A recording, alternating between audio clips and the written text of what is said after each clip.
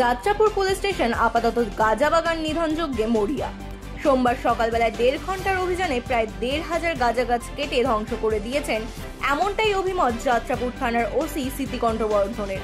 একান্ত সাক্ষাৎকারে ওসি জানান, থানা এলাকার এডিসি ভিলেজ মনাই পাথরে দক্ষিণাঞ্চল তৃষ্ণা অভয়ারণ্য এরিয়ার করুলাছড়া সংলগ্ন জায়গায় গজিয়ে ওঠা 2টি প্লট কেটে ধ্বংস করে দেওয়া হয়। তাতে প্রায় 1,500 গাঁজা গাছ শেষ হয়ে যায়। অমর কিশোর দেব বর্মা, প্রীতম দত্ত, বিজয় চক্রবর্তী সহ থানার বেশ কিছু পুলিশ স্টাফ ও টিএসআর জওয়ানদের সঙ্গে নিয়ে চড়াই উতরাই পেরিয়ে নির্দিষ্ট স্থানে পৌঁছানো হয়। শুরু হয় গাঁজা গাছ কাটিং নির্বিঘ্নে। করুলাছড়া একেবারে জনমানবহীন জায়গা। গজিয়ে ওঠা গাঁজা গাছগুলি কেটে তড়িঘড়ি নির্বিঘ্নে থানায় ফিরে আসা হয়।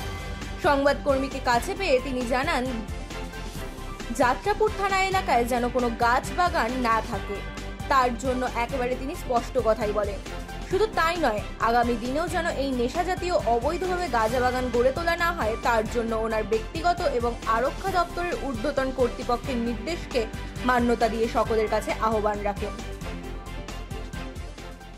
থানার অফিসার্স, স্টাফ এবং টিএসআর পার্সোনাল সহ আমি নিজে মনাইপাতার একটা জঙ্গলে খালি জায়গার মধ্যে আমরা গিয়ে দেখি, এখানে প্রচুর পরিমাণে গাঞ্জার চারা রোপণ করা হয়েছে এবং আমাদের স্টাফ সবাই মিলে আমরা এই গাঞ্জার চারাগুলো আমরা ধ্বংস করে দিই এবং একদম কেটে নষ্ট করে দিই। এবং এই টোটাল যে চারা সংখ্যাটা হবে প্রায় অনুমান 1,500-এর মতো হবে। এবং আমি ওই এলাকায় যারা এই কাজের সাথে জড়িত তাদেরকে একটা জানান দিতে চাই যে এই গাঁজা চাষ একটা অপরাধ ঘটনা এবং এটাকে আমরা অবশ্যই কড়া নজরে দেখছি এবং এটার বিরুদ্ধে আমরা নিশ্চয়ই পদক্ষেপ নিচ্ছি এবং এইটাতে যাতে মানুষ বিরত থাকে।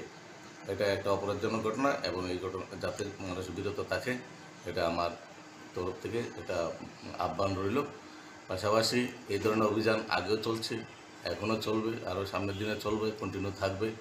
এবং আমাদের যে ইচ্ছা যেটা নেশামুক্ত ত্রিপুরা গড়া এবং এটাকে সফল করতে গিয়ে আমরা এই ধরনের কর্মসূচি কন্টিনিউ জারি